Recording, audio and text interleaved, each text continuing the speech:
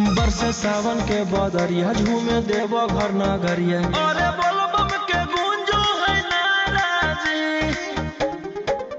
छोड़ी महल अटारी चढ़े सुहिया पहाड़ी। अरे बाबा के भक्ति सारा जी। डम डम डमरू बजत चलो है, फुलावा से रहिया सजत चलो है।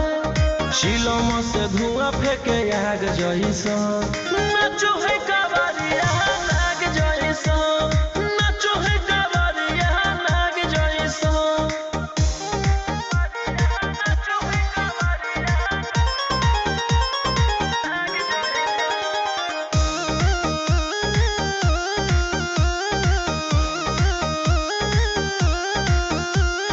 जल लेके चलल है कैदल रंगा बाजी के, गेरुआ गमछिया बान के।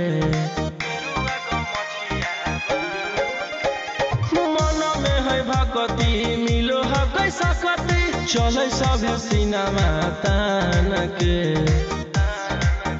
लेके भंगिया धतूर बेल पाता हो, आशीष मांगे सभे लोग जाता हो। कोयल बोले मधुर राग जैसा, नाचो है कावरिया नाग जैसा। नाचो है कावरिया नाग जैसा। नाचो है कावरिया नाग जैसा।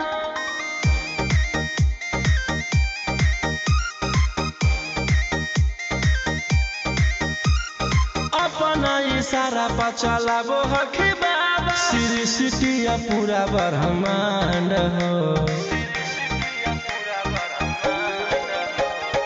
इनके दया से आज असुआ उसके होलो है कोई नामा बरांड हो। जे भी करो है सोमारी ओकरा पुण्य मिलो है, इनकर चूमी चरण सुकून मिलो है। रोहिया दहाड़े देखो बाघ जैसा, नाचो है